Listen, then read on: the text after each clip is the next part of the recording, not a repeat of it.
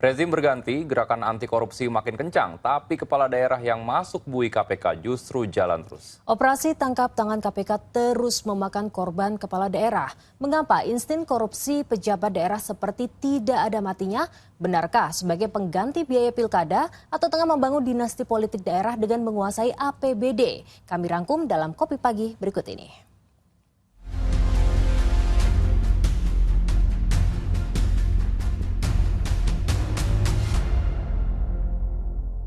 Operasi tangkap tangan KPK terhadap sejumlah kepala daerah terus saja berulang. Namun di balik isu klasik soal mahalnya biaya politik, ada fenomena yang lebih membahayakan, yakni lahirnya dinasti baru politik di daerah.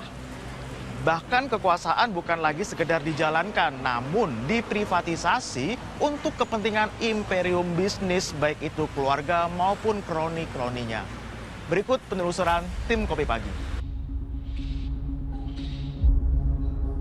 Ceritanya selalu sama, tapi lakonnya berganti. Ya, rompi oranye Komisi Pemberantasan Korupsi KPK kembali memakan korban. Kali ini Bupati Pemalang Anom Widiantoro dengan barang bukti suap 2 miliar rupiah. Anom menjadi kepala daerah ke-18 yang ditangkap KPK selama era Prabowo Gibran. Modusnya, lagu lama yang diputar ulang. Dari jatah infrastruktur, uang pelicin izin lahan atau tambang, hingga jual beli jabatan. Namun operasi tangkap tangan KPK membongkar satu fakta lain yang mengejutkan. Uang suap dan jatah proyek tidak hanya mengalir ke kantong pribadi, tapi juga berputar di lingkaran dinasti politik baru, dari anak istri kerabat hingga tim sukses pilkada. Korupsi bukan lagi untuk membayar utang ongkos pilkada, tapi membangun atau melanjutkan dinasti politik daerah dengan menguasai APBD. Penangkapan Bupati Pekalongan Fadia Arafik cukup menggambarkan modus ini. Ia diduga menyalahgunakan kewenangan dengan menjadikan perusahaan yang dikelola keluarganya memonopoli proyek pengadaan tenaga kerja outsourcing dan catering di berbagai instansi Pemkab. Nilainya tidak main-main, mencapai 46 miliar rupiah. 19 miliar diantaranya mengalir kencang ke kantong perusahaan Fadia dan keluarganya. Di balik dugaan korupsi Bupati Sukoharjo Etik Suryani, motif melanjutkan dinasti politik juga sangat kencang. Etik merupakan istri dari Wardoyo Wijaya, mantan Bupati Sukoharjo 2 periode. Etik diduga melanjutkan tradisi kekuasaan dengan memeras secara sistematis jajaran birokrasi, kepala dinas dan kepala unit kerja Pemkab. OTT Bupati Pekalongan dan Sukoharjo cukup menggambarkan korupsi bukan lagi sekedar bayar utang pilkada, melainkan privatisasi anggaran publik. APBD yang sejatinya untuk rakyat disulap jadi sapi perah keluarga dan kroni. Faktor yang cukup besar memicu korupsi ini, sebagaimana misalnya beberapa daerah yang memunculkan bahwa politik dinasti yang kemudian bekerja seolah-olah penumpukan kekayaan itu ada pada segelintir atau sekelompok orang yang kita sebut sebagai dinasti.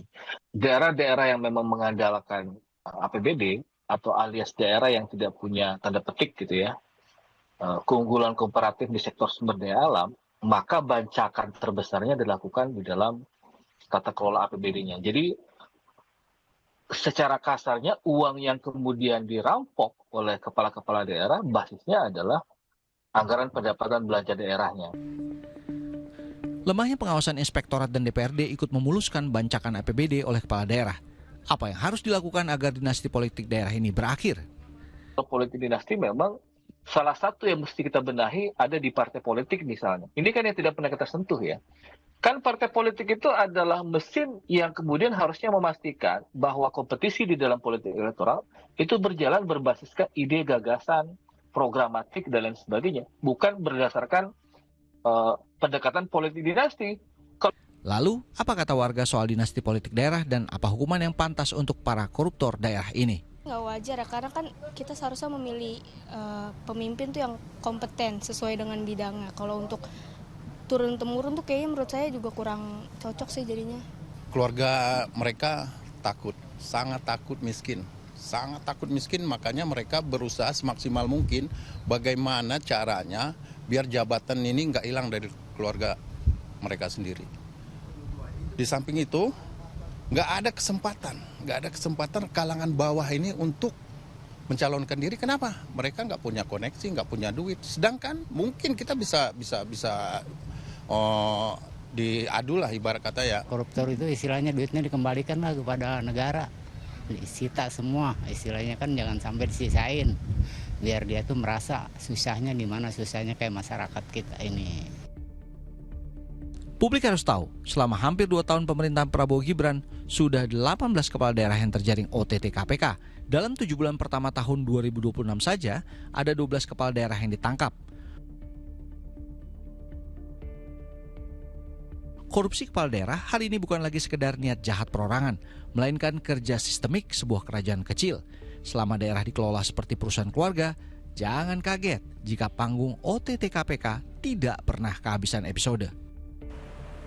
Penangkapan lewat OTT memang melumpuhkan satu figur. Namun selama pilar-pilar dinasti politik lokal terus saja dibiarkan menguasai simpul ekonomi daerah, tahta kosong selanjutnya hanya akan diisi oleh kroni-kroni berikutnya. Saya Enggar Bagus dan juru kamera Hasto Aji melaporkan dari Jakarta.